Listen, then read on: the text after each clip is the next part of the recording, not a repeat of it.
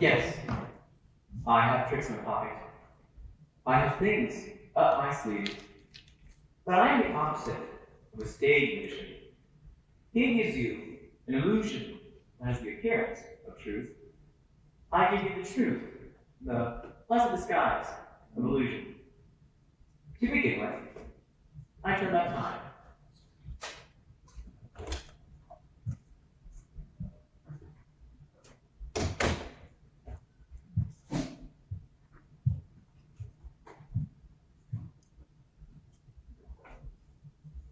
The play is memory.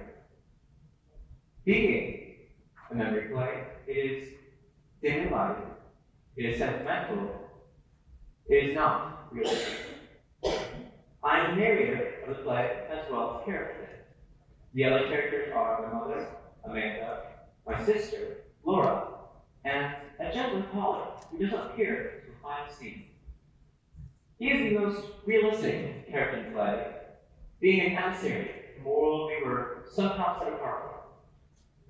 But, as I the poet's previous example, I'm also using his character as a symbol. He is the long delayed, but always expected, something we live for. There is a fifth character, but he is not here, except in the large and life-size photograph on the wall. This is our father, who left us a long time ago. He was a telephone man who fell in love long distances. He left his job at the telephone company and skipped the life fantastic out of town. Last we heard was a picture postcard from Mexico containing a message of 2 words: hello, goodbye, and no address. I think the rest of the play will explain itself.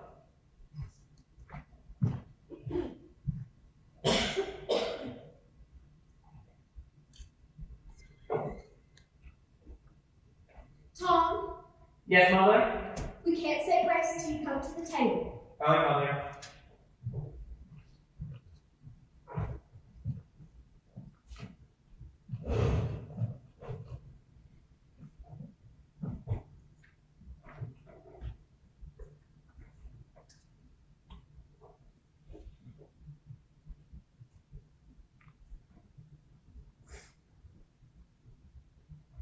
Honey, don't push with your finger. If you have to push with anything, push with the crust of your bread. And chew, chew. Animals have secretions in their stomach that allow for digestion without mastication. But us human beings have to chew our food to swallow it down. Eat leisurely. A well-cooked meal has many delicate flavors that have to be held in the mouth for appreciation. So, chew, chew, chew. Don't you want to give your salivary glands a chance to function? I haven't enjoyed a single bite of this meal because your constant direction on how to eat it. It's you that makes me rush through meals with your hawk-like attention for every bite I take. Singing spoils the appetite. All this discussion of animals, secretions, salivary glands, mastication. Take a bit like a metropolitan song. You are not excused from the table. Go on, smoke. Oh, you smoke too much. Mother, let me bring the coffee. No, I'll do it. I'm already up. No, you sit. I'll take it. I'll get the coffee. You stay pretty for gentlemen callers. I'm not expecting the gentlemen callers. Well, that's the good thing about them. They come when they're least expected. Why, I remember one Sunday afternoon in Blue Mountain. We know it's coming. Yes, Mother, tell it. Again? She loves to tell it.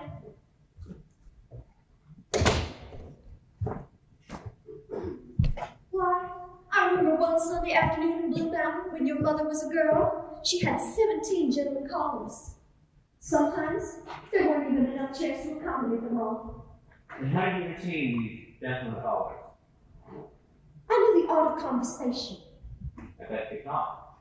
Girls in those days knew how to talk, I could tell you. Yes.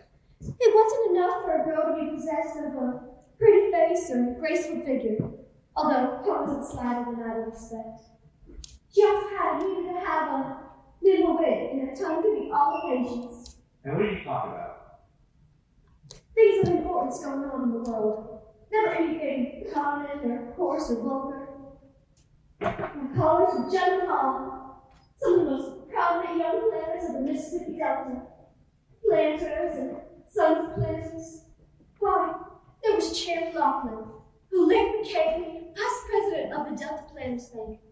Oh, Henry Stevenson, he was drowned in the lake, but he sure left his widow what provided for about 150,000 in government bonds. And there was that one boy that every girl in Greene County had her hat set for. That brilliant, beautiful young Fitzhugh boy. What did you leave his widow? My goodness, he never married. You talk as if all of my old admirers had turned their toes up to the daisies. Was it the first you mentioned that still survives? That boy went north and made a fortune. He had a nice touch. Everything he touched turned to gold. And I could have been Miss J.W. Fitzhugh, mind you. But what did I do? I went out of my way and I picked your father. Mother, on the turntable. No, I'll do it. You just go out front and do some tapping or practice your shorthand a little. Stay fresh and pretty for gentlemen callers. I'm not going to receive any, Mother. Not any? Not one? Not a single gentleman caller? Why, is there a flood or a tornado? It isn't a flood. It's not a tornado, Mother. I'm just not as popular as you were in the mountain. Mother's plan is going to be to me.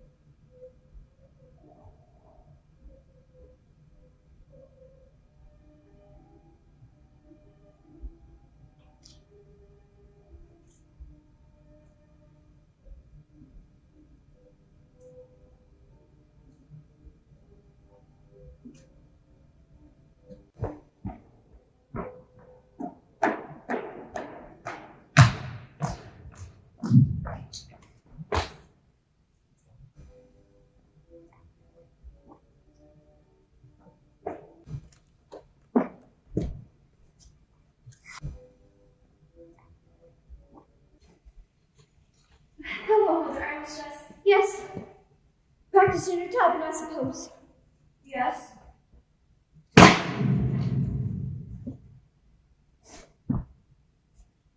How did the DAR meeting go, Mother? The DAR meeting. Didn't you go to the DAR meeting? No, I didn't go to the DAR meeting. I didn't have the strength. I didn't have the courage. I just wanted to find a hole in the ground somewhere, live there for the rest of my life. Why did you do that, Mother? Why, how old are you, Laura? Not even know my age. I was under the impression that you were an adult. And I was very much mistaken. Please don't stare at me, Mother. What are we going to do? What is going to become of us? What is our future?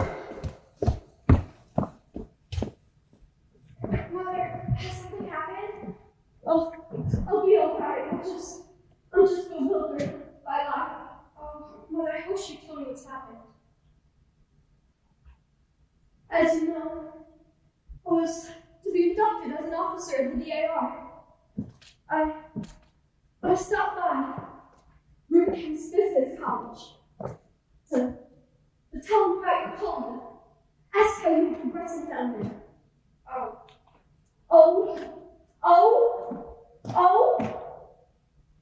I introduced myself to your cabin instructor as your mother, and she didn't even know who you were. Wingfield, she said, we've never had a stall here named that.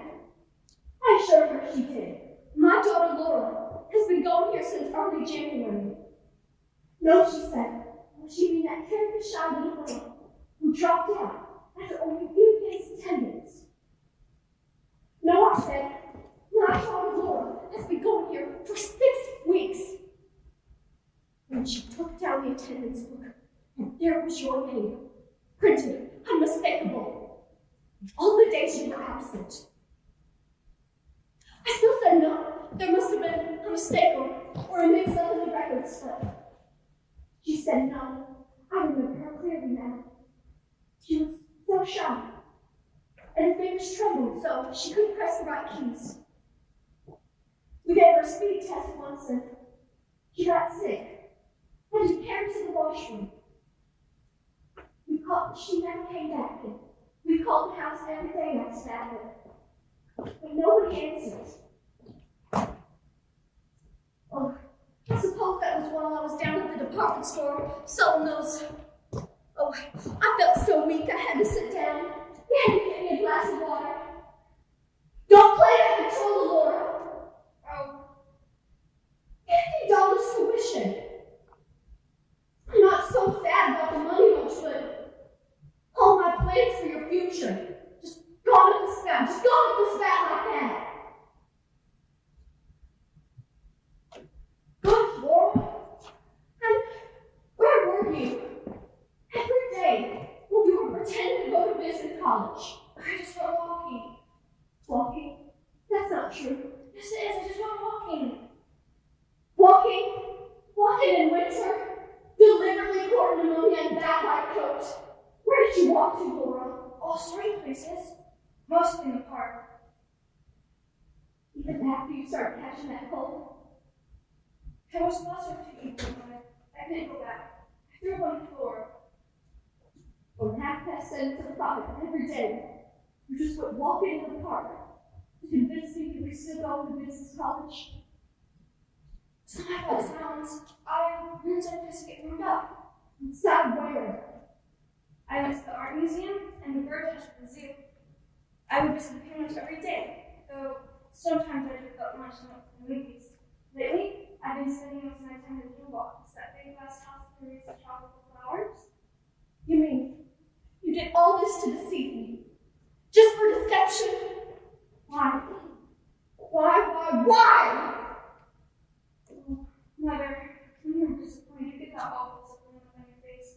Like a picture you saw in the movies. Hush! I couldn't go back. I couldn't. What are we going to do? Just sit here for the rest of our lives? Watch the parade go by? Amuse ourselves with the little Glass Menagerie? Play those worn-out records your father left as a painful reminder of him? We can't have a business career. No, that gives us indigestion. Goodness, Laura. Had you ever loved some boy? Yes, I liked one once. I came across his picture a while ago. He gave you his picture? No, it's in the yearbook. Oh, a high school boy. His name was Jim. Here he is a heart defense. The what? The operator that's in the class put on. He had a wonderful voice. And we sat across the album each other, Mondays, Wednesdays, and Fridays in the auditorium. Here he is at the 7 o'clock debating. See his grin? He had one too. He used to call me Blue Raisins. Well, why did he call you such a silly name like that for? When I was out of school a while with Clarices, he asked me if my name back. I said, Clarices. He thought I said Blue Roses. So that's what he always called me after that. Though I didn't think that girl that even out with. And in Bolenbaugh, she was the best dressed girl at Solvin. But she never struck me as being sincere. It said in the personal section that they're engaged. That was many years ago. He must be married by now. Well, that's all right, honey. Girls who aren't cut out for business careers usually find some nice young men to marry. And that's what we're going to do for you two. Oh, Mother. What is it now? I'm crippled. Don't say that word. I told you never to use that word. Why? Well, you're not crippled. You just have a slight defect. And if you were around when I was a girl and our skirts sweep the floors while we walked, well, it might have been seen as an asset, but when you have a slight disadvantage like that, you gotta cultivate something else in its place, like charm or vivacity or charm. That's something your father had a lot of. He had a lot of charm.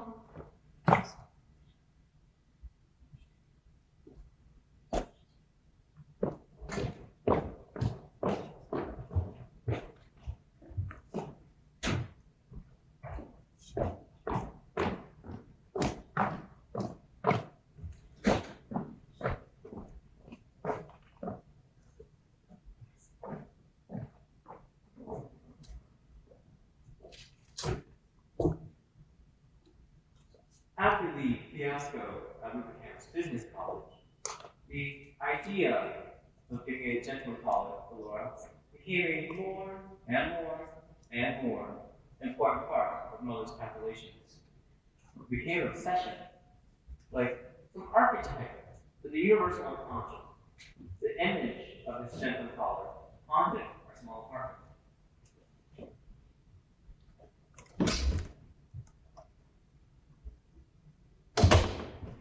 An evening rarely passed without some allusion to this image, this specter, spoke. Even when he wasn't mentioned, it kept its tongue.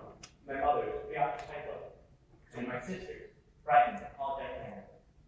Hung, like a sentence passed upon the Wingfield. But mother was a woman of action as well as words.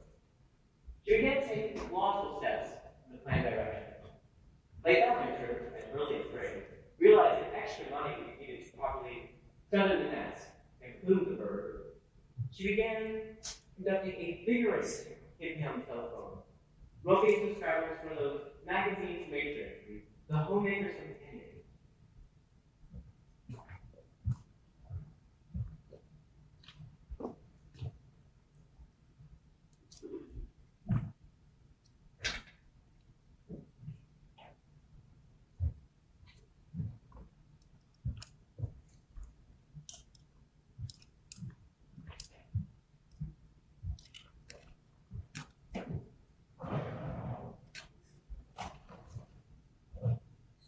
Scott, this is Amanda Wingfield. We missed you at the DAR. Oh, first, how's that sinus condition? Oh, it has? It's come back? Well, you're just a Christian martyr. That's what you are, a Christian martyr. Well, I noticed in my little red book that your subscription to the Companion is about to expire. And right when that new serial by Bessie May Harper is about to begin. It's the first thing she's written since Honeymoon for 3. That was an odd story, wasn't it, Ida? Well, this one's even more wonderful. It's about that horsey on Long Island, and a debutante she's thrown from her horse while taking over jumps at the regatta. Her spine?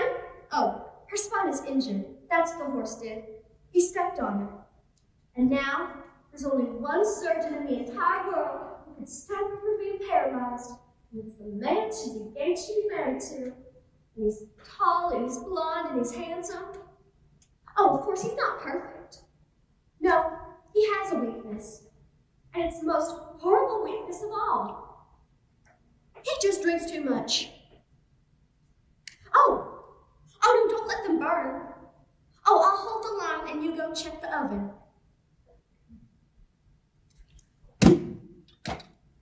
Why, can you believe that woman? You know what she did? She hung up on me. Mother, Tom's sure right. Oh, I suppose he is.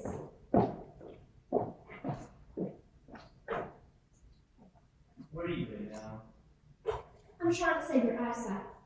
You only have one pair of eyes. You gotta take care of it. Mother, please, I'm trying to write. I wish you'd sit up straight so your shoulders don't sink through like sparrow feathers. Mother, please go figure yourself. I'm trying to write. You know, I've seen a medical chart. I know what that position does to you. Now, if you sit up, I'd show you. Your stomach presses against your lungs, and your lungs press against your heart, and that poor little heart ain't got no room left to go on beating. What the hell am I supposed to do? Don't you talk to me like that. Have you gone out of your senses. Yes, I have. It's true. You've driven me out of them. What is the matter with you, Look, you big I've idiot? got no single thing in my life that I can call my own. Yesterday, you confiscated my books. You had the nerve to. I did. I took that horrible novel that I had saved from Lord back to the library. I cannot control the output of deceased minds through people who pay for them. But I will not allow such filth to be brought into my home. No, no, no, no, no. House? Who pays rent on it? Who makes us slaves? Don't you talk to me like that. No, I mustn't say anything. I'm actually you Let all me talking. tell you something. No, I won't hear anyone. I'm going out. You will hear more. No, I won't. I'm going out. You will get back here. I am not through with talking to you. And one more thing. I am tired of your impudence. I'm right at the end of my patience. Where do you think I'm at? Aren't I supposed to have any patience to reach the end of Mother? I know. It's unimportant to you. What I'm doing, what I want to do, having a little difference between them. You don't think that. I think you've been doing things you're ashamed of. That's why you act like this. I don't believe you go out every night to the movies. No one goes to the movies as often as you pretend to. Movies don't go till midnight. And movies don't let out at 2 a.m. Coming, stumbling, muttering to yourself like a maniac. Ugh, you get 2 hours of sleep and then it's off to work. I can imagine what you're doing down there. Moping, doping, because you're in no condition. You're right, I'm in no condition. How dare you? How dare you jeopardize your job? Jeopardize the security of us all? How do you think we managed if you wanna? You think I'm crazy about the warehouse? You think I'm in love with Continental shoemakers? You think I want to spend 55 years of my life down there in that cellotex interior with fluorescent tubes? I'd rather see you pick up a crowbar and batter my brains than go back mornings. But I get up, I go. Every time you come and yell at me, rise and shine, I say to myself, how lucky dead people are. But I get up, I go. For $65 a month, I give up all I ever dreamed of doing and being ever. And you say self. Self's all I ever think of. Well, if that was true, Mother, I'd be where he is gone. As far as the system of transportation reaches. Don't grab at me, Mother. I am not grabbing at you. Where are you going? I'm going to the movies. I don't believe that lie. You know what? You're right. For once in your miserable life, you're right. I'm not going to the movies. I've joined the Hogan gang. I'm a licensed assassin. I carry a Tommy gun in a violin case. I live a double life. A simple warehouse worker by day, by night dynamic czar of the underworld, Mother. Oh, I will tell you many things to make you speechless. My enemies, they plan a dynamite place sky high one night. I'll be glad. Very happy. And you will too. They'll go up on your broomstick, over Blue Mountain. You and your 17 gentlemen callers, you ugly, old, babbling witch.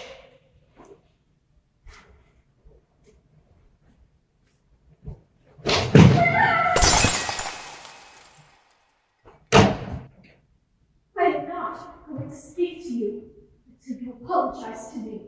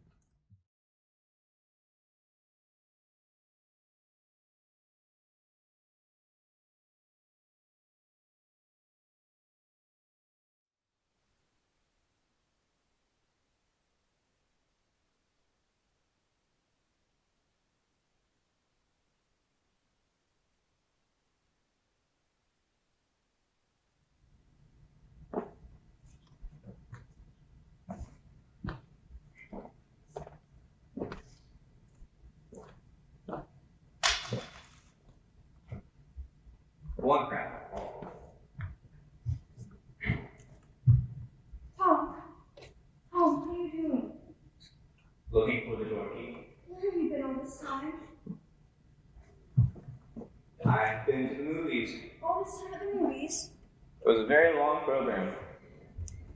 There was a Mickey, and a Garbo, and a newsreel, and another newsreel, and a travelogue, and a preview of coming attractions.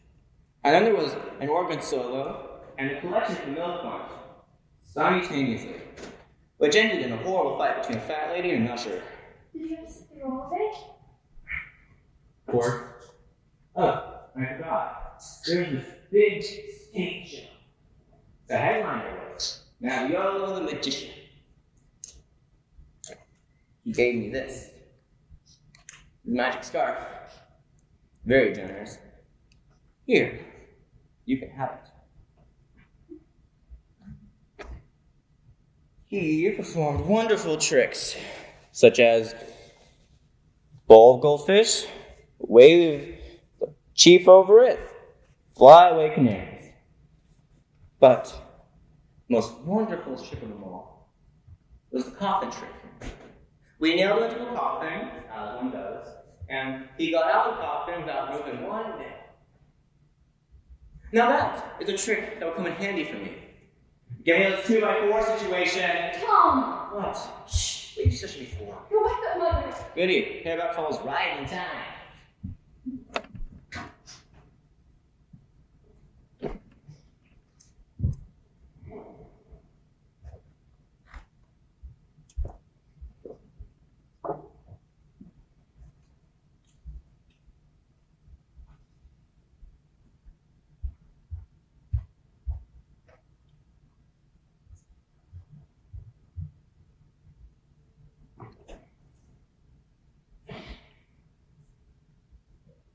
Rise and shine, rise and shine.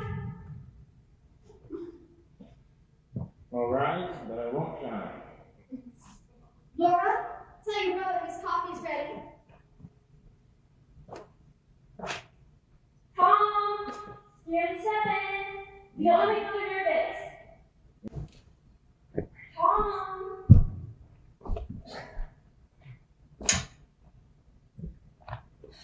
Tom, will you speak to Mother this morning? Please? Tom, anything. She won't to me, sure, turn my coffee. Tom, if you just apologize to her, she'll start speaking. Her not speaking. Is that such a tragedy? Tom, just apologize. Laura, are you going to do what I asked you to do, or do I have to get dressed and go out myself? Going. Butter and what else? Just butter and tell him to charge it. Oh, Mother, they make such faces whenever I do that. Sticks and stones can break our bones, but the expression on Mr. Garfinkel's face won't harm us. Now tell your brother's coffee to cold. Tom, apologize, will you? Please, just anything, just speak to her. Laura, go now or don't go at all. Going.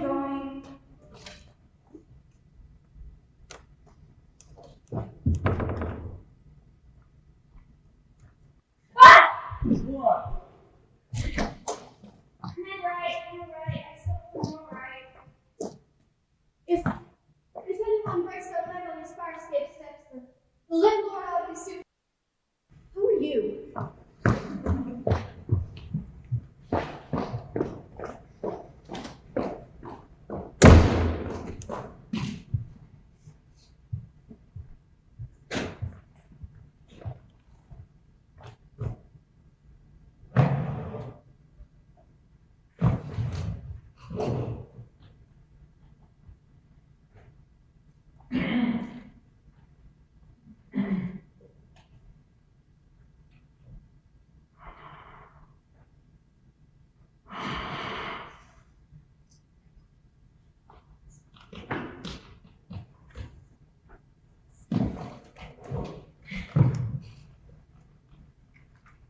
Mother, I apologize, Mother. For everything we said, I didn't mean it. I apologize. My devotion. It makes me a witch. It makes me hateful to my children. No, you don't. I don't sleep. It makes me nervous. I understand that. I've had to put up a solitary battle all these years, but you're my right-hand battle. Don't fall down, don't fail. I try, Mother. I know. Try and you will succeed. You're just so full of natural endowments. Both my children are. You're such precious children. I'm so grateful. But, Tom, Yes, Mother? please promise me something. What is it, Mother? Promise me you're never going to be a drunkard. I promise I will never be a drunkard, Mother. Thank you. That's what I was worried about. I sent out your sister so I could talk to you. If you hadn't said something, I would have spoken to you. What does he want to discuss? Laura. Oh.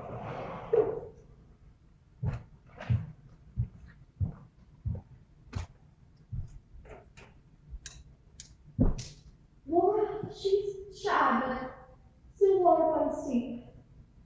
I think she notices things and she broods about them. I came in the other day and she was crying. What about? You. Me? She has an idea that you're not happy here. What gave her that idea? Oh, what gives her any idea? But you do act strangely. Oh, I'm not criticizing.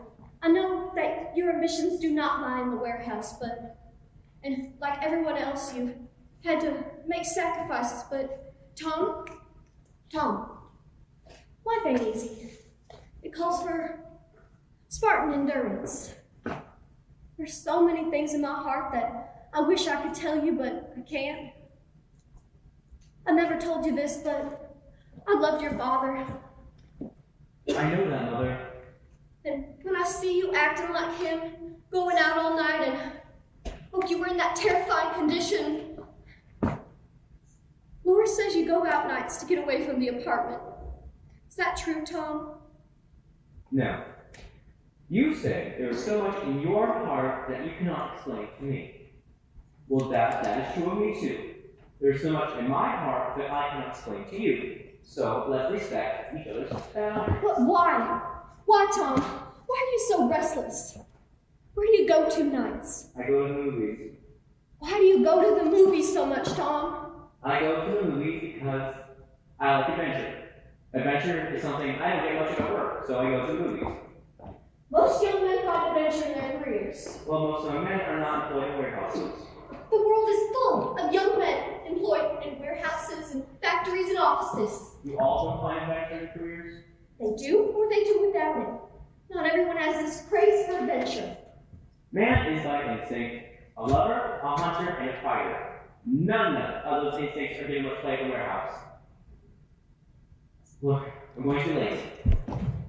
Sit down. I haven't said what I had in mind yet. Do you want me to put you out of the warehouse? You have 5 minutes. Alright, what do you want to discuss about Laura? You need to start making plans and provisions for her. She's older than you, 2 years, and nothing else to cover. She just drifts along aimlessly. Oh, it frightens me how she just drifts along. I guess she's the type some people call homegirl. There is no such type. Unless the home is hers, with a husband. What? Oh, it's terrifying. I can see the writing on the walls as clear as the nose on my face. You remind me so much of your father. And I know you go out all nights to try to get away, like he did. I seen that letter you got from the Merchant Marine. I know what you're planning, and I'm not standing here blindfolded, but fine, you can go. But first, we have to make plans for Laura. What do you mean? I mean, as soon as she has a house, married, independent, you're free to go. Land, sea, sky, whichever way the wind blows you. But until that point, you will stay here. Not for me, because I'm old and I don't matter. I mean for your sister, because she's young and she's dependent. Well, What do you want me to do about the world? Avoid selfishness. Self is all you ever think of. I'm going to be late to work. Haven't said what I wanted to ask you yet. Mother! Down at the warehouse, aren't there some nice young men? No. There must be some. Mother! You will find one who's clean living, doesn't drink, and ask him out for your sister. What? For sister, to meet, get acquainted. Oh my God. Will you? Will you? Will you? Will you, dear? Yes!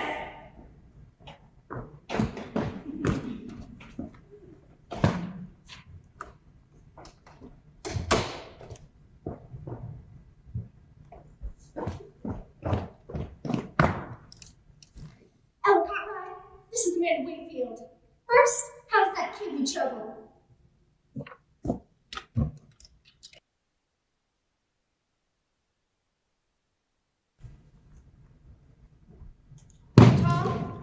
Tom, where are you? Out on the porch. Looking for smoke. Oh.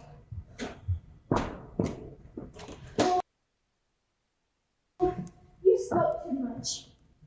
A pack a day and 15 a day. How much would that be in a month? 30 times 15. It wouldn't be much, but it'd be enough for a course and accountant at Washington U. Would that be enough? I'd rather smoke. I know. And that's the tragedy of you.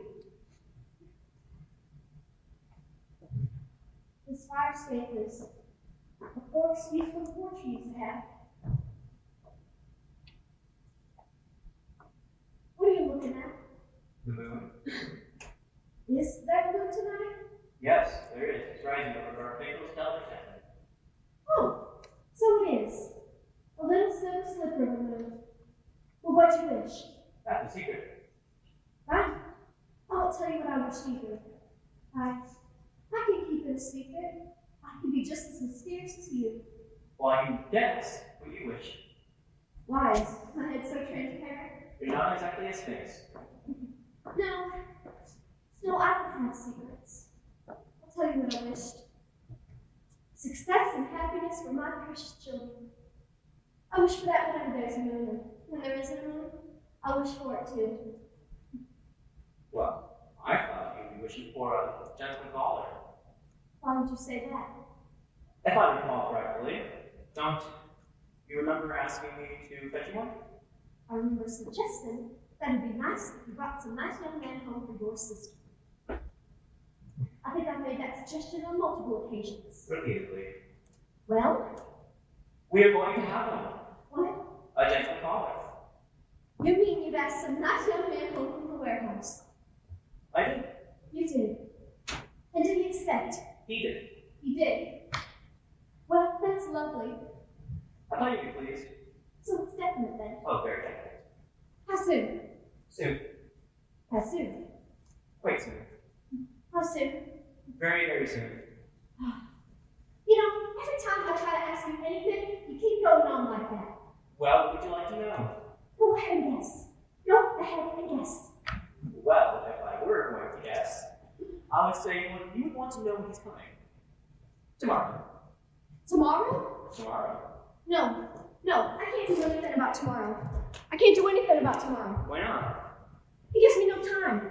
Time for what? For preparations. Mother, this is not a boy to make a fuss over.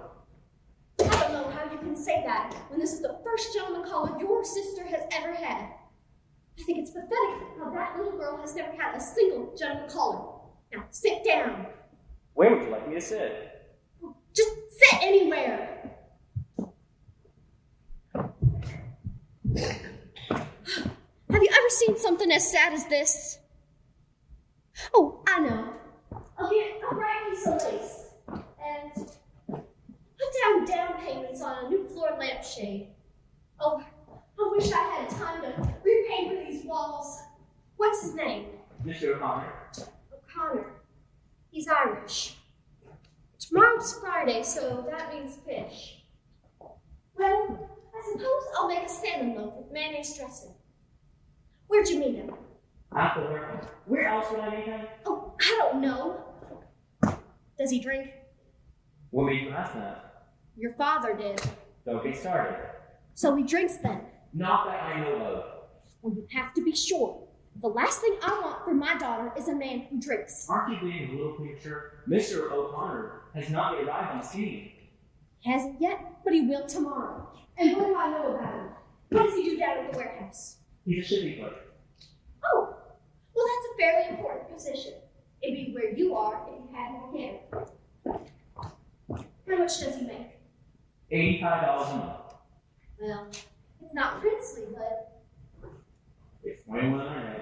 oh, I know. How well I know. No, it can't be done. $85 is simply not enough for a family man to live off of. Mr. O'Connor is not a family man. He might be, or he might not be. He might be sometime in the future. I see. And the position.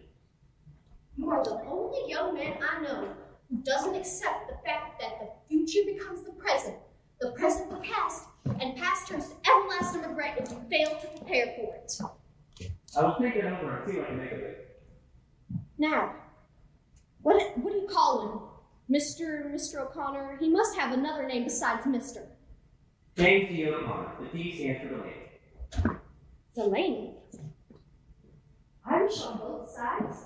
And you're sure he doesn't drink? Do you want me to call him up and ask? No. Oh, I hope that he's not too good looking. Huh. He's not. He has a big nose and freckles all over. He's not right down homely, is he? Not right down homely. I'd say about medium homely. Well, if a girl had any sense, she'd look for character in a man. That's what I've always said, Mother. You've always said it. You've always said it. How could you have always said it if you've never even thought it in the first place? Don't be so suspicious of me. I am suspicious of you. Of everything that comes out of your mouth. What? Beyond that point, what about his character? Well, I think he's a type that likes to go for self-improvement. What makes you say that? Well, he attends night courses in reading here and public speaking. Oh, public speaking. Well, that means he's applying for an executive position someday. And radio engineering. Well, that's coming, ain't it? I think it's here. Well, those are some very illuminating facts. Although, one thing, Mother. I didn't quite let on you had dark, ulterior motives. I just asked him if he'd like to come over for dinner, and he said yes, and that was the entire conversation. Of course it was. You know you're as eloquent as an oyster, right? When he sees how sweet and pretty the girl is, he'll be happy he was asked to come. Mother, you mustn't expect too much of Laura. What do you mean? Laura seems all these things to you and I, because we love her, and she's ours. We don't even notice she's privileged anymore. Don't use that word. Face the facts, she is. And that's not all. What do you mean that's not all? To others, strangers, she might seem a little peculiar. Don't use that word, peculiar. Face the fact, she is, and that's not all. In what way is she peculiar? She lives in a world of spinning and colas, and on other days she lives in worlds of tiny glass animals. She wanders around, and that's all she does.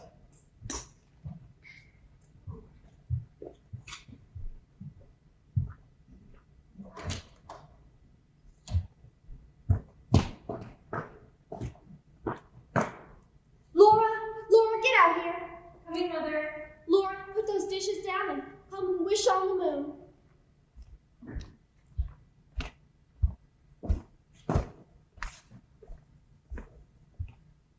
Laura, come and wish on the moon.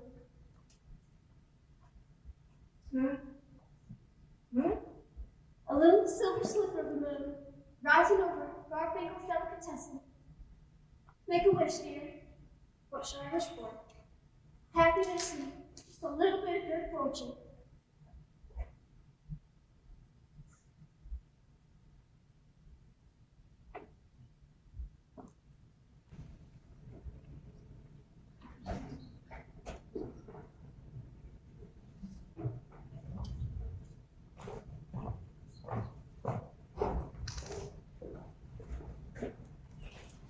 And so, the following evening, I brought Jim home for dinner.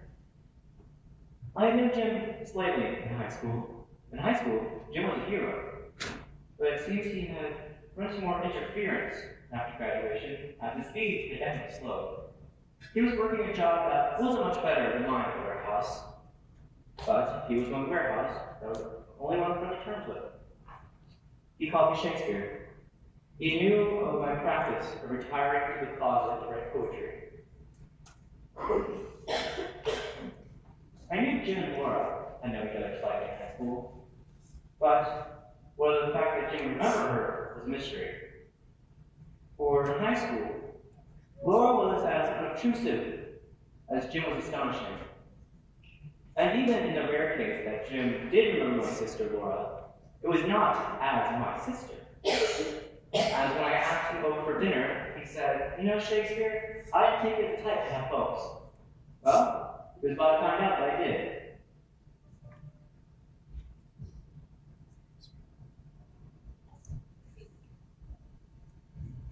Why are you trembling so, Laura? Mother, you make me so nervous. What? How made you nervous? I almost fussed. It makes me so important. You know, I don't understand you, honey. Every time I get you to do anything that's the least bit different, you seem to set yourself against it. Now, just look at yourself in that glass. Why, you're as pretty as an angel on a postcard. Ain't that lovely? Now, you just wait here. I'm gonna go get ready. You're gonna be astonished at your mother's appearance.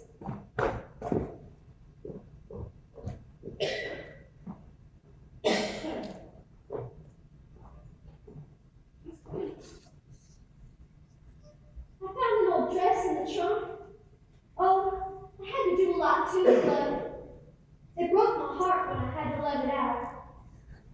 But, Laura, just look at your mother. Oh no, Laura, come look at me now.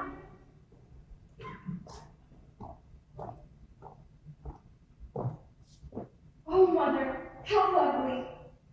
Oh, I do hope they get here soon. I'll give your brother some extra change so he and Mr. O'Connor can take the service car home. Mother, what is it now? What did you say his name was? O'Connor. Why? What's his first name? Oh, I don't remember. Oh, yes I do. It was Jim. Oh, Mother Hatton O'Connor. Yes, it was Jim. I never known a Jim who wasn't nice. Are you sure his name is Jim O'Connor? Yes, I'm sure. Why? Is he the one that Thomas bring home to dinner? Yeah, I think you just got to know him at the warehouse. Oh, Mother, we both know Jim O'Connor in high school. If he is the one that Thomas bring home to dinner, Mother, you'd have to excuse me. I wouldn't come to the table. What sort of silly talk is this? You asked me what time I liked a boy. Don't you remember? I showed you this boy's picture. You mean the boy in the yearbook? Yes. Laura, were you in love with that boy? I don't know, Mother. All I know is that if it is him, I wouldn't come to the table. Well, it won't be him. It ain't the least bit likely. But even if it is, you will come to that table. You will not be excused. But Mother, how can you? Why have you chosen this moment to lose your mind? You just compose yourself. They'll be arriving shortly. Tom has forgotten his key, so you'll have to let them in once they arrive. Mother, please don't make me. What do you want me to do, Laura? I haven't finished the mayonnaise dressing for the salmon. Mother, please don't make me answer the door. What's the matter with you, you silly thing? It's one gentleman caller. Just one. Laura, the door. I can't. Why can't you?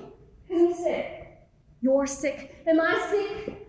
You and your brother have to be pussets dead. You never act like normal children. Give me one good reason why you can't march straight to that door, Laura. You go. Go answer that door. Mother, please don't make me do it. Laura, get up and go answer that door. Mother, please. I am not about to humor your silliness. You will go to that door, Laura Wingfield. You'll march straight to that door. Yes, Mother. I gotta put courage in you, honey, for living.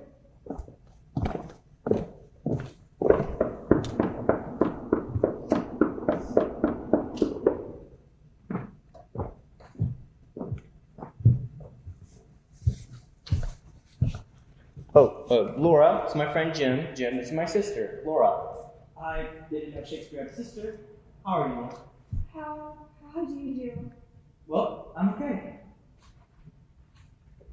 Ooh, your hands are cold, Laura. Yes, well, I've been playing the Victrola. You must have been playing classical music on it. You gotta play a little accent to warm you up.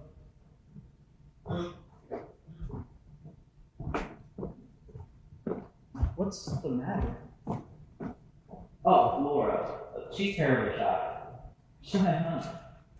You know, it's unusual to meet a shy girl nowadays. I don't believe you ever mentioned you had a sister. Well, now you know I do. You want a piece of papers? Mm-hmm. All right. Comics, sports.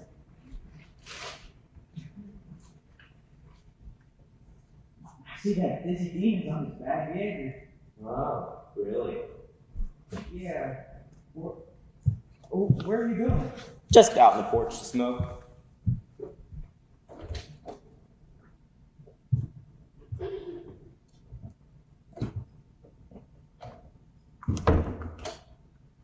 You know, Shakespeare, I'm going to sell you a bill of goods.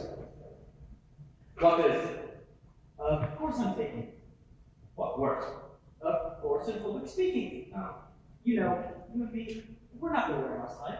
Thanks, that's the good news, but what has a course in public speaking got to do with it? It fits you for executive positions. I mean, I tell you, it's done a hell of a lot for me. In what respect? In all respects. Ask yourself, what's the difference between you and me and the guys in the office down front? Brains? No. Ability? No. Then what? Primarily, it amounts to just one single thing. And what is that one single thing? Social diplomacy. The ability to work with anybody on any social level. Tom, Yes, Mother? is that you, Mr. O'Connor? Yes, Mother? Well, make yourselves comfortable. We will. Oh, ask Mr. O'Connor if he'd like to wash his hands. No thanks, ma'am. I took care of that down at the warehouse.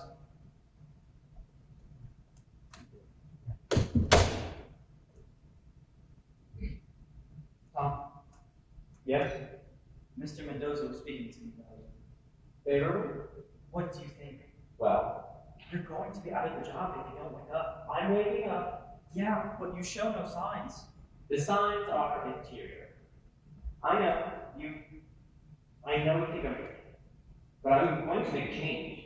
I'm right at the point of committing myself to a future that doesn't involve Mr. Mendoza, warehouse, or a night course of public speaking. Now, what are you gasping about? I'm tired of the movies. The movies? Yes, the movies. I'm tired of the movies. And I'm about to move. Move? Yes. When? Look, What? I'm a member. The Union of Merchant Seamen. I paid my dues last month. It's gonna look good. You'll regret it when I turn off the lights. I won't be here. Yeah, but how about your mother?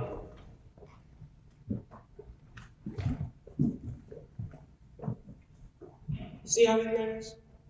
I'm gonna ask my father, and he's been going on absent for 16 years now. You're just talking, you drip. How does your mother feel about it? Shh. Mother's not acquainted with my plans yet. Tom, Yes, Mother? where are y'all? In the living room.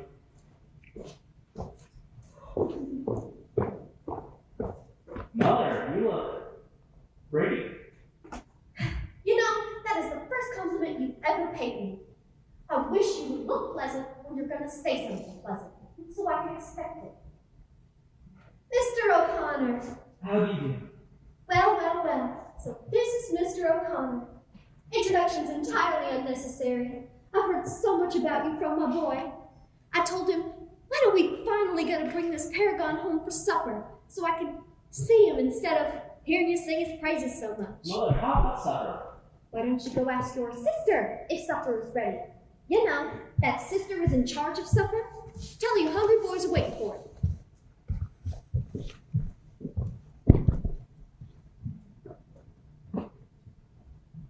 Have you met Laura? Well, she came to the door. She let you in. Yes, ma'am. She's very pretty. Oh, yes, ma'am. It's rare for a girl as sweet and pretty as Laura and so domestic. But thankfully she is. Not only very pretty, but so very domestic. I never was. I never was a bit. See, I married a man and worked for the telephone company. That gallantly smiling gentleman over there. Well, he was a telephone man and fell in love with long distance. Now he travels the world and I don't even know where. But why am I going on about my tribulations for? Tell me yours. Oh, I hope you don't have any. Tom? Yes, Mother? How about that supper? Supper's been on the table. Oh, so it has. Well, where's Laura? Laura said she wasn't feeling well, and it's best if she doesn't come to the table. Laura! Mr. O'Connor. Thank you. Yes.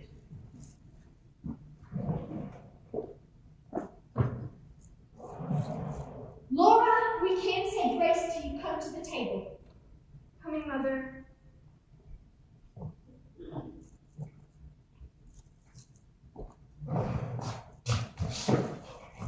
Why, Laura, you were sick, darling. Laura, go rest on that sofa. Well, I suppose working over that hot stove has made her sick. I told her it was too warm for that, but she didn't listen. Is Laura all right now? She's better. Now, Tom, you say grace. What? What do we generally do before we eat? We say grace. For these and all thy mercies, may God's holy name be praised.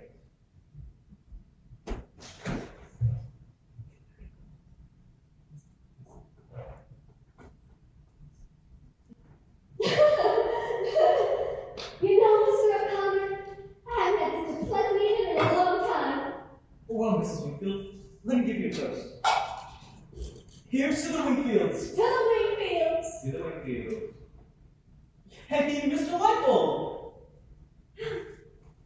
Where was Moses when the lights went out? Do you know the answer to that one, Mr. O'Connor? No, ma'am. What's the answer to that one? Well, I heard one answer, but it wasn't very nice. I thought maybe you knew another one. No, ma'am.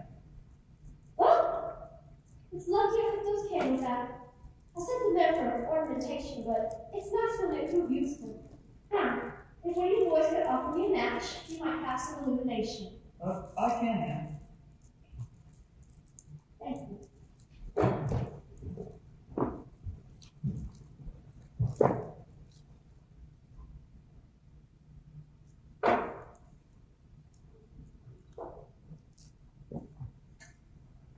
I suppose it's a blown fuse.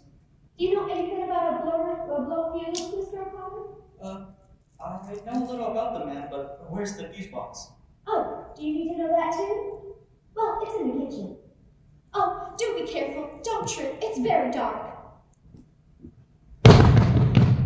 Oh, wouldn't it be just awful if we lost him? Are you all right in there? I'm all right, ma'am. Well, electricity is such a mysterious thing. Have you found it yet? I found it all right, ma'am, but them fuses look all right to me.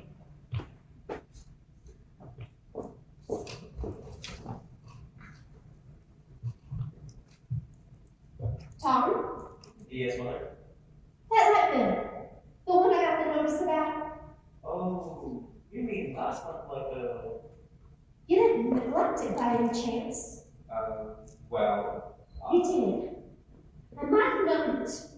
Maybe Shakespeare wrote a poem like Mrs. Wingfield. Maybe he did. I might have known better than to trust him with it. There's such a high price for negligence these days. Maybe you'll win a $10 prize. Well, I suppose we'll have to spend the rest of the evening in the 19th century. For Mr. Edison found that masculine. Well, candlelight has always been my favorite kind of work. That just shows you're romantic.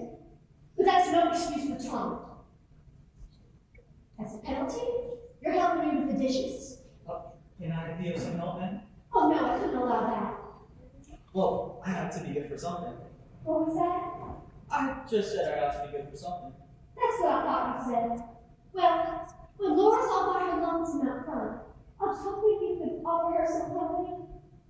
Here, you can take this lovely candelabrum for life. Oh, and I want Laura to have something to drink. Do you think you can hold both? I can try now. Good. Now you go get your apron on.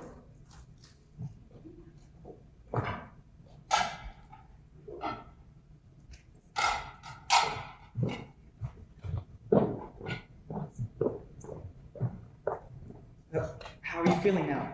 Any better? Yes. Thank you. Here, this is for you. Thank you.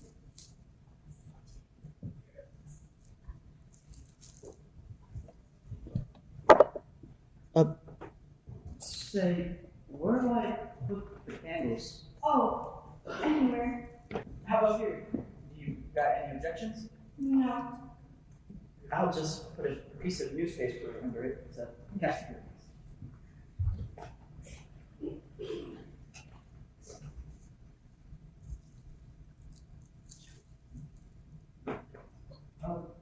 I'd like to sit on the floor. Mind if I do? No. Can I grab a pillow? What? A pillow. Oh, yes.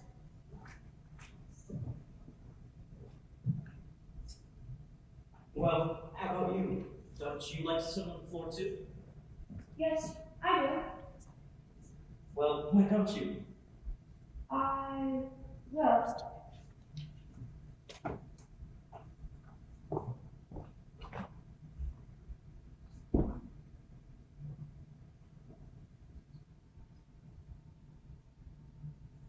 I can't see you sitting way over there. I can see you. Well, that's not fair. I'm right here in my room.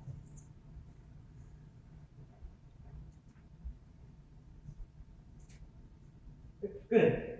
That's better. Are you comfortable? Yes. So am I. I'm as comfortable as a cow. Say, would you care for a piece of chewing gum? Oh, no, thank you. I think that I will indulge. Gee, think of a fortune made by the guy that invents the first piece of chewing gum. Amazing, huh? Well, you know, the Ripley building is one of the sites of Chicago. I saw it summer before last at the Century Progress. Did you take in the Century Progress? No, I didn't. You know, I urge you to be an old-fashioned type of girl. Oh, I think that's a wonderful type to be. I hope you don't think I'm being too personal, do you? Mr. O'Connor, I will be able to push it down, if you don't mind.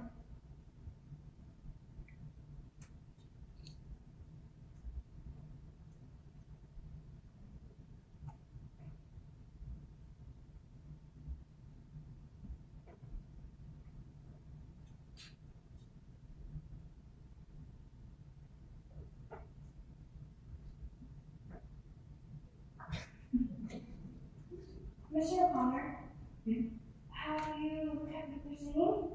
Singing? Me? Yes. I remember what beautiful voice you had. You've heard me sing? Plenty of times. I suppose you don't remember me at all, do you? You know, as a matter of fact, I did have an idea that I'd seen you before. It almost seemed like I was about to remember your name. But the name I was about to remember wasn't a name. So I stopped myself before I said it. Wasn't it Blue Roses? Blue roses! My gosh, yes, blue roses. You know, I didn't connect you with high school somehow or other, but that's where it was. It was high school. Gosh, I didn't know you were Shakespeare's sister. Gee, I'm sorry. Oh, it's okay.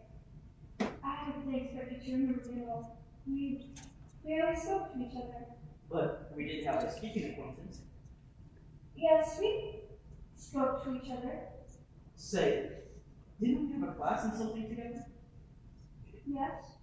What class was that again? It was singing, chorus. Ah, I sat for off in the auditorium on Mondays, Wednesdays, and Fridays. yeah, I remember now. You're the one who always came in late. Oh, yes. It was so hard for me to move the stairs back then. I had that brakes on my leg then. It not so loud. I never heard any clumping. You mean it sounded like thunder. I never even noticed. Everybody was sleeping around whenever I came in. I go clumping up the stairs with everyone watching. You shouldn't have been so conscious. I know, but I was. It sort of stood between me. And I used to call you Blue Roses. How did I ever get started calling you a name like that? When I was out of school about roses, you asked me when I came back. I said roses. You thought I said blue roses. I hope you didn't mind. Oh, no, I liked it. You see, I wasn't acquainted with many people back then. Yeah, I remember you sort of stuck by yourself. Yes, I never had much luck making friends. Well, I wouldn't see why. Well, I started out that way. You mean Well, yes, it sort of stood between me. you shouldn't have let it. I know, but it did, and You mean you were shy with people? yes, I was, but I, You never could overcome it. yes. I guess it, Stood between you? yes. Yeah. I guess being shy is something you have to kind of work out of. Gradually. Yes. I guess it takes time. Yes. Say, you know something, Laura? People are not so dreadful when you get to know them. And that's what you have to remember. Everybody has problems. Not just you, but practically everybody has problems. You think of yourself as the only one who was disappointed. But look around you a little. And what do you see? A world full of people just as disappointed as you are. You take me, for instance. Boy, when I left high school, I thought I'd be a lot further along at the time than I am now. Do you remember that wonderful write-up I had in the torch? Yes. I said I was bound to succeed in anything I went into. Look how that turned out.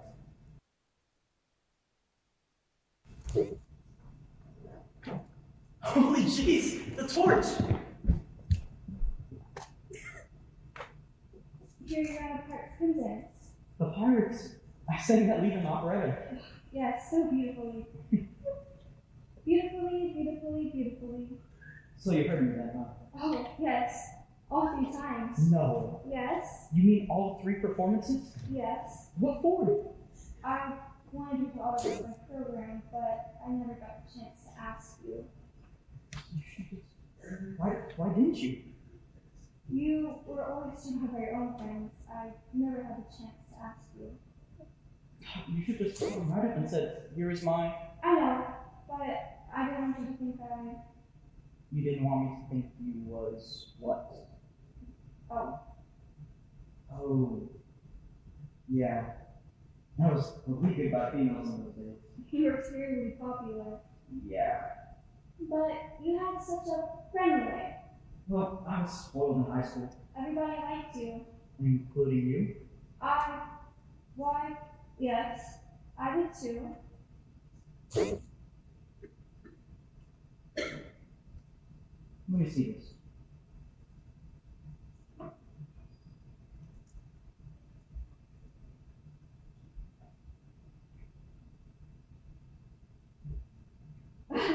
Oh my, what a surprise.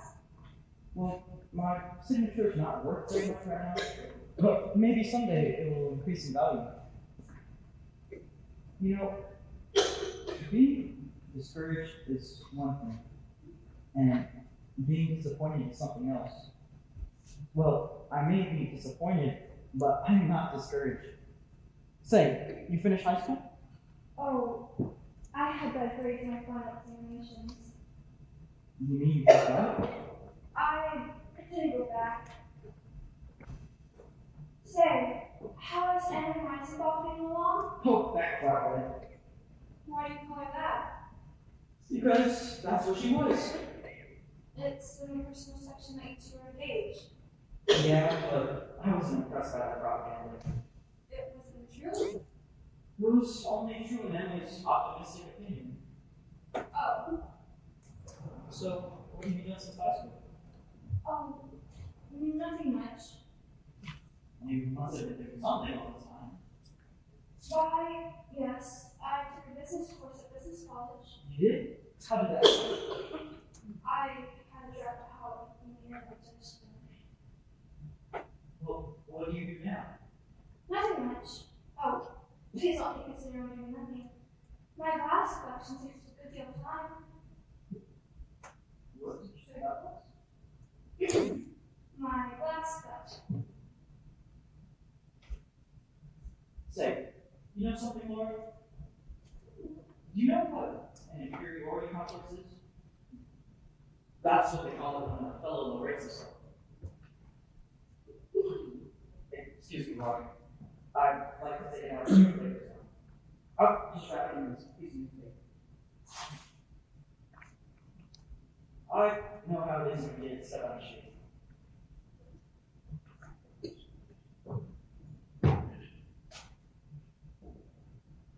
Yep, that's what I judge to be your principal trouble. A lack of confidence in yourself as a person. You know what my strong advice to you is? You've got to think of yourself as superior in some way. And what would I think? Why, man, alive, Laura. Look around you a little. And what do you see? A world full of people. All of them born and all of them going to die. Now, which one of them has 1/10 of your problems? Or mine? Or anybody else's for that matter? You see, everybody excels in some one thing. Well, some in many. You take me, for instance. My interest happens to lie in electrodynamics. I'm taking a course in high school and studying radio engineering. On top of a fairly responsible job at the warehouse, I'm taking that course and studying public speaking. Oh my. Because I believe in the future of television. I want to go right along with it. I'm planning to get in on the ground floor. All that remains is for the industry to get up on its way. You know, knowledge, zip. Money, zip. Power, wham. That's the cycle democracy is built on. Yes, you think I think a lot of myself. No, I don't. Well, what is the one thing you take more interest in than anything else? Like I said, I have my glass collection. Oh, you do? What kind of glass is it? Little articles of it. Mostly ornaments of the tiniest little animals ever. Mother likes to call them Glass Menagerie. Here, take this one for example. He's only like 13 years old. Oh, be careful. If you breathe, it breaks. Oh, I better not take it now. Pretty clumsy things. Go on. I trust you. Go over there and shine in the light.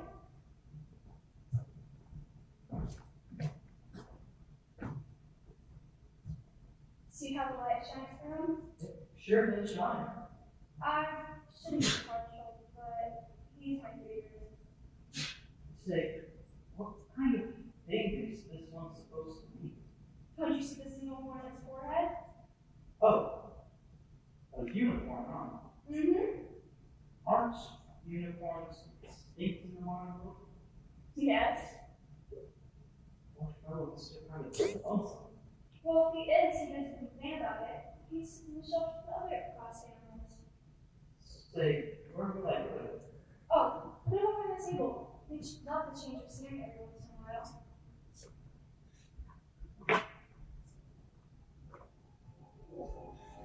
Say, where does that music come from?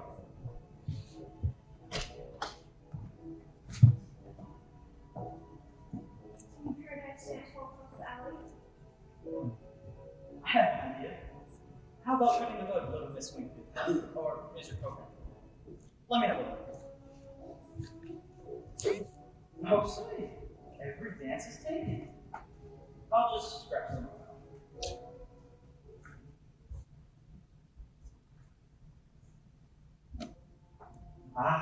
A waltz. Oh, I can't dance. There you go with that inferiority stuff. I've never danced in my life. Come on, try. I'm afraid I may step on you. Well, I'm not made out of glass. How do we start? Hold out your arms. Like this? A little higher. Now, don't tighten up. That's the principal thing about it. It's hard not to. Okay? I'm afraid you can't budge me. What if you got a chance? My goodness, you can. Just let yourself go, Lord. Just let yourself go. I'm Come on. trying. Not so stiff now. Easy does it. I know, but I'm. Just loosen your backbone a little. Here we go.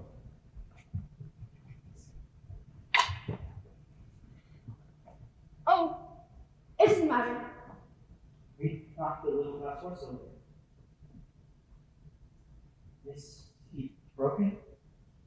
It's okay. It's okay. He'll be fine.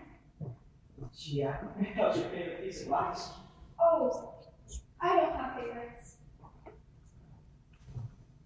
I'll just imagine he had an operation. Wanted to make him feel less freakish. So, make him feel more at home with other horses. I'm glad to see you still have a sense of humor. You know, you're different than anyone else I know. Do you mind me telling you that? Well, I mean, has anybody ever told you you're pretty more? Well, you are. And in a different way than anyone else. You're blue roses. But who's wrong for roses? It's right for you. You're pretty. I'm really pretty. You always. Somebody ought to build your confidence up, way up, and make you shy, and make you proud instead of shying and turning away and blushing. Somebody ought to kiss you, or Gee, I shouldn't have done that. That was way off the beam. Would you care for a mint? Peppermint? Lifesaver? my pockets are everywhere, drugstore.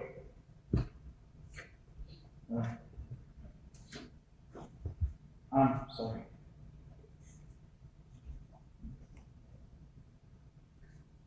If I had a sister like you, I'd do the same thing as Tom. I'd bring out fellows and introduce her to them. Maybe I shouldn't be saying this. That may not have been the idea in having me over. But what if it was? There's nothing wrong with that. But I'm in no position to say I can give your number and phone you. I can't call you next weekend and ask for dates. You won't call? I can't. I've got strings attached. But Laura, I've been going to stay. I go out all the time with this girl named Betty. It happened that Betty's aunt was sick. She got a wire and went to Australia. So naturally, when Tom invited me to dinner, I naturally accepted. Not knowing, I wish that you would say something.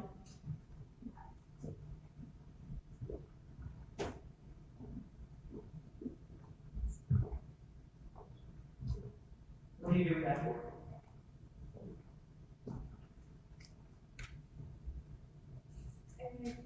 Souvenir. I'm coming, children. I thought y'all could use some liquid refreshment.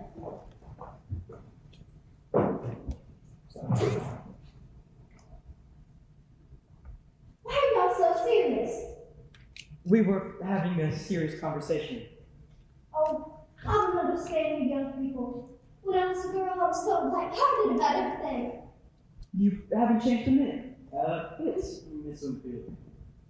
Well, I suppose it's the occasion that's rejuvenated me. Didn't you hear me and Tom cutting it up in the kitchen? I was getting on to him for not bringing you over soon. But now that you found your way, you're going to come all the time. Not just sometimes, but all the time. Oh, I think I'll head back to the kitchen. Oh, no, ma'am. Please don't go ahead. I've got to be going anyways. Oh, but Mr. O'Connor, it's only the shank of the evening. Well, you know how it is.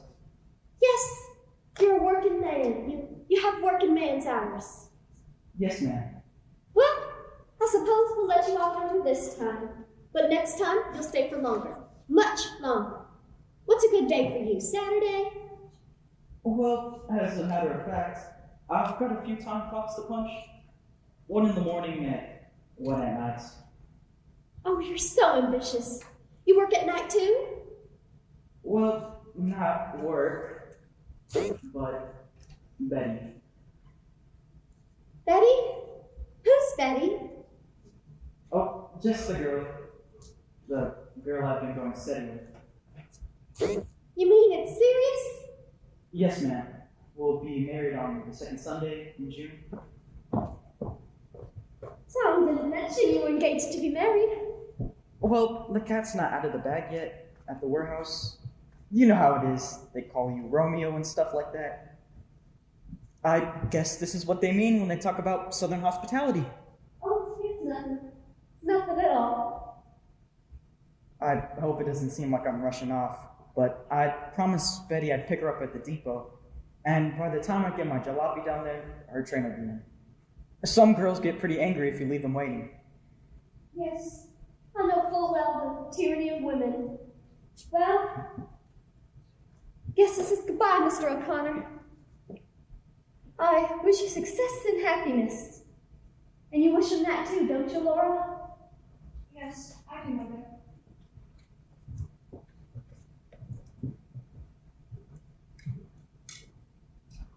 Goodbye, Laura. I'll always treasure this souvenir. And don't forget that good piece of advice I gave you. So long, Shakespeare. Thanks again, ladies.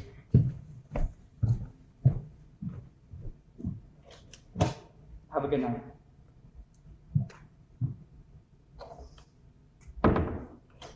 Well.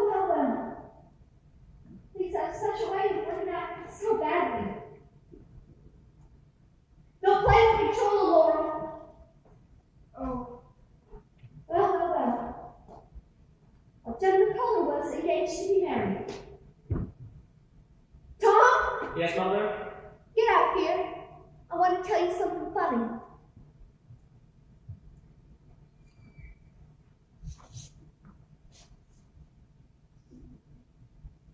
Has our gentleman caller gone away already?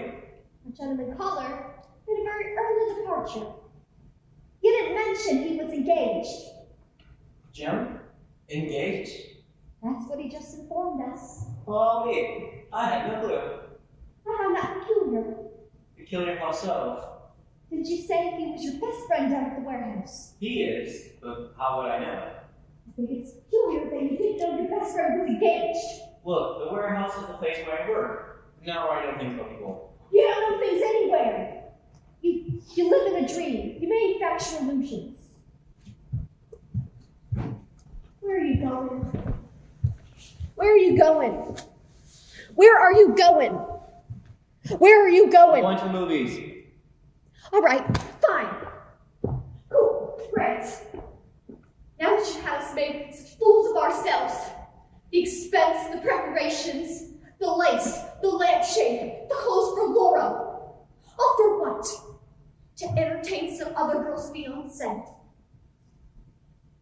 Go. Go. Don't let anything come in between you and your selfish pleasure. Go to the movies. Fine, I will. And the more you shout at me about my selfish pleasures, the quicker I'll go. And I won't go to the movies either. Oh, just go to the moon, you selfish dreamer!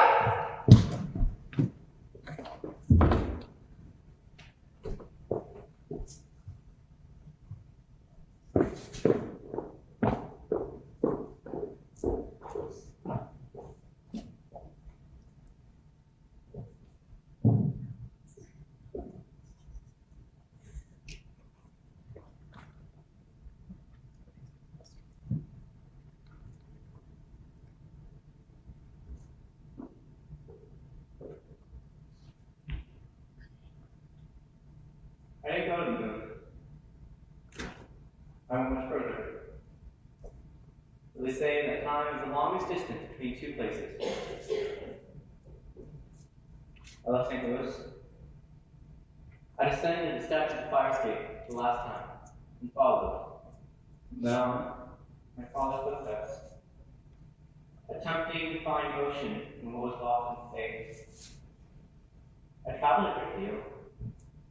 The city swept around me like dead leaves. Leaves that were brightly colored but torn from the branches. I would have stopped, but I was pursued by something. It always came upon me unawares, taking me by surprise. Perhaps it was only a familiar bit of music. Perhaps it was only a piece of transparent glass. Perhaps I am walking along the street at night in some strange city before I have found companions. And I pass the lighted window of a shop where perfume is sold. Bottles, transparent bottles, glitter under the light. Color fits to a shattered rainbow. And all at once, my sister touching my shoulder. I look her in the eye.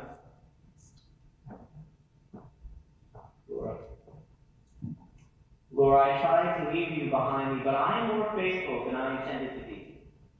I go to the nearest bar, I pass a stranger, I speak to that stranger, I buy a drink or cigarettes, anything that will blow your candles out. For nowadays, the world is lit by lightning. So blow out your candles, Laura.